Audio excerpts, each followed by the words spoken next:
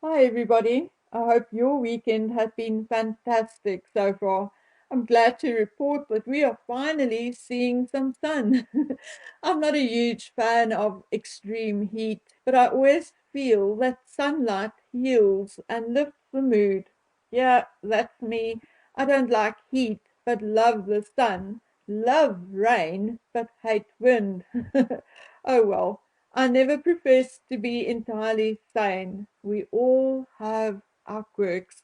So today I have something different I'm wondering about and would like to talk about, and I really hope that you will hear me out because this is one of those videos where I really want to read your opinions, even if I have to sacrifice a couple of hours sleep. First, there is the controversy about William not physically attending the women's football final in Australia. Now, I know he is the president of the Football Association, fair enough, but he is also a royal and a statesman, and he has responsibilities beyond football. As we all know, William is now heavily involved with the homeless situation in Britain and in Cornwall in particular, as he should be. He is earning a large amount of money annually from the Duchy of Cornwall and not for doing nothing. The Duchy of Cornwall is a huge organization run on strict business guidelines and with a heavy dose of welfare issues thrown into the mix. Together with that, one must also realize that when a royal goes anywhere, it is not just a plane ticket, but also things like security and accommodation and secure vehicles, etc., which has to be prearranged. And everything comes at a price. It is quite possible that the cost of such a trip could pay for a roof over someone's head for 3 to 6 months. Then there is also the fact that his father, the king, has not visited Australia since he became king. So it could also have been seen by the more staunch and conservative as a bit of a diplomatic faux pas. Thirdly, William will be travelling to the United States next month for an Earthshot meeting, which, as you know, I personally have an issue with, as I feel that William should prioritize the British realm and Commonwealth countries, and that meetings could be done via Zoom. I respect the Earthshot endeavour, as I respect and appreciate new ideas and innovation. I prefer listening to people who are actually physically doing something about something they perceive to be an issue instead of just talking about it. So, having said that, we could have a healthy debate about William's carbon footprint. Had he flown to Australia for football and to the United States for Earthshot within weeks of one another? So, no, for once, I think William made the right decision, and I fully support him on this one. Besides, William had been in contact, had posted messages of encouragement and a short video alongside Charlotte to wish the Lionesses well. And remember, he also visited them at St. George's Park in June. I think for once we can give the man a break. He has a lot on his plate at the moment, and I think he has a lot more on his plate than we are even aware of.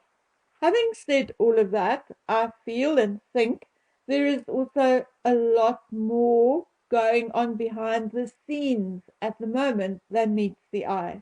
I know for a fact, and I have mentioned this many times, that there had been a major shake-up in the family since October 2021, the year before the Queen passed away. What exactly caused the drama, or whether it was a combination of things, I certainly do not know for sure. I can confidently tell you that the very few people who do know would rather face a firing squad than tell. All I know is that it likely started as a row between Charles and William during a closed and private meeting with only their private secretaries in attendance and the other senior staff and equerries on the outside of the heavy wooden doors. It was told to me that Harry and Meghan were indeed an item of discussion at that meeting, but it was not the only discussion point. Far from it, but that at some point everyone was asked to leave except for the private secretaries, and that when William finally left, he was red in the face and his eyes were red rimmed. From there, a family meeting was called at Windsor, after which there were strained relationships with even Edward, Sophie, and their children staying away from Windsor for about 4 months. After that, Edward and his family went on holiday, and when they got back, things looked and sounded better, and they were back on duty, and everything appeared to be amicable and fine.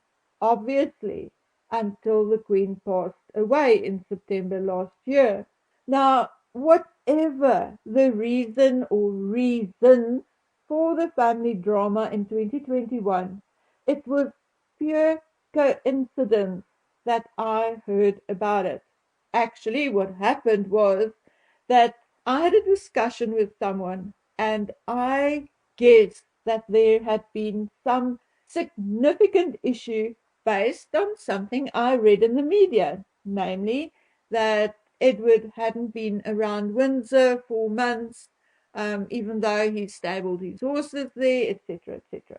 Anyway, the person I had a conversation with basically only confirmed my suspicion and gave me a little more detail. But it did not leak into the media at large. I looked and there were really no major headlines or even bylines about a big family feud. Absolutely nothing.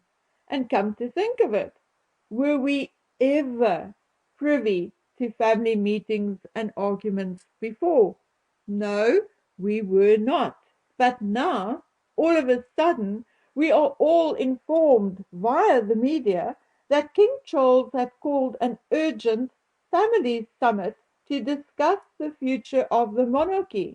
Look, had it been a summit involving the family and politicians and the Privy Council, blah, blah, blah, then yes, I would 100% have understood why it became public knowledge. But a family meeting at Balmoral, regardless of the topic, how or why, leak it to the media.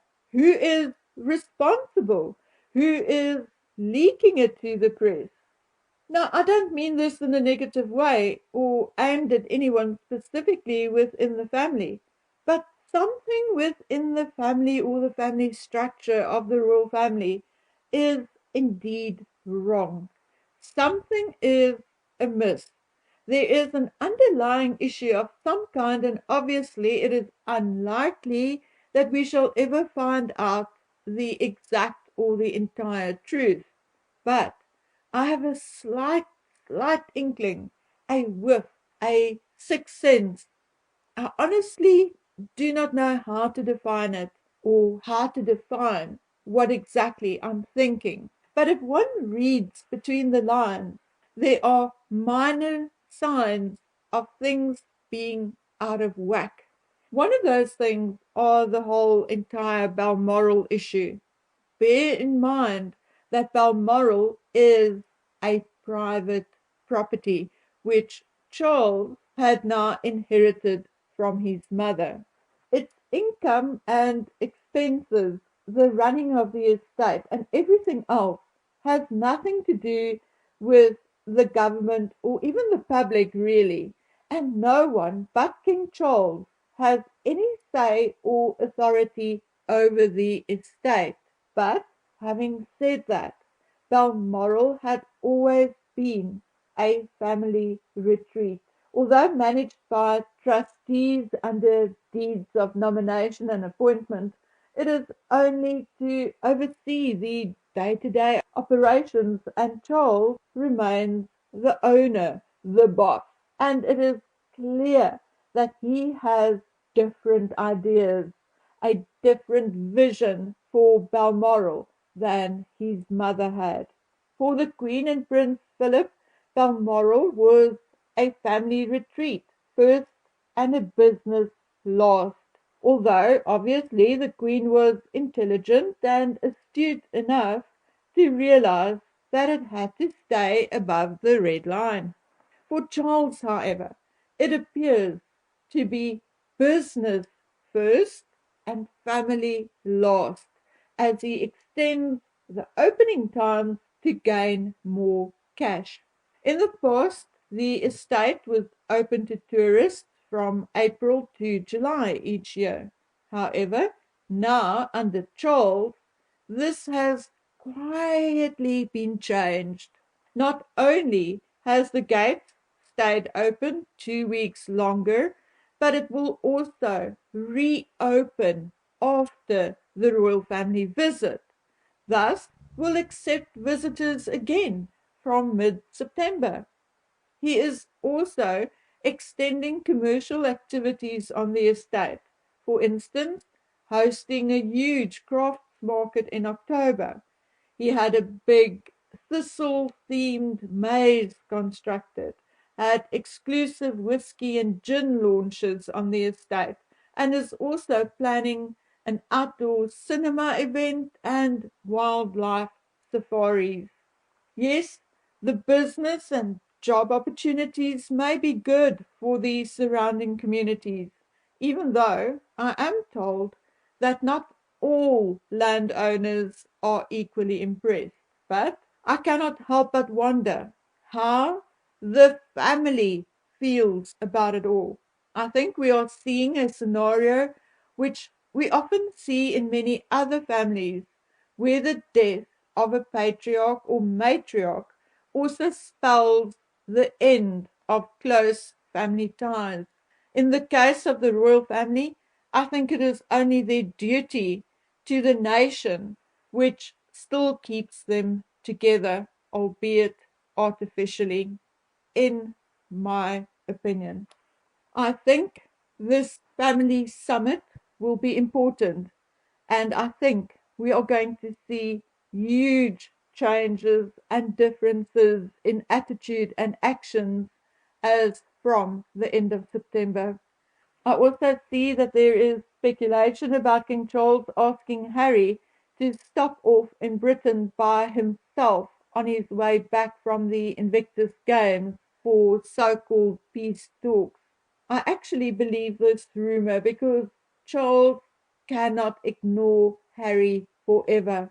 At some point, he will have to deal with Harry and make decisions concerning Harry's future as part of the monarchy. We're not talking about family here, the monarchy. I sincerely hope that Harry will accept the invite this time and send his wife packing if she comes with her not without me BS again. Look how it worked out for him during the Queen's death. It didn't, did it? Well, I honestly hope, if it's the truth, that he does go and see his father and things are worked out one way or the other. It is time. I think the concerns about the future of the monarchy are real and legit, and I think Charles knows it. My fear is only that Charles does not have the insight, the humanity, and the wisdom his mother had. And I have a feeling that his advisors and counsel lacks the same attributes, because for me, as an outsider, something is missing. There is a tone deafness over the past 3 years, which appears to be getting worse, and which, if not addressed and dealt with, will cost the monarchy dearly in the long run. Again, in my humble opinion as an outsider looking in. Okay, my dear friends, that's it from me on this lovely sunny Sunday. I hope that you are all well, happy, taken care of, and that you will take care of yourselves until we meet again on the next one. Bye.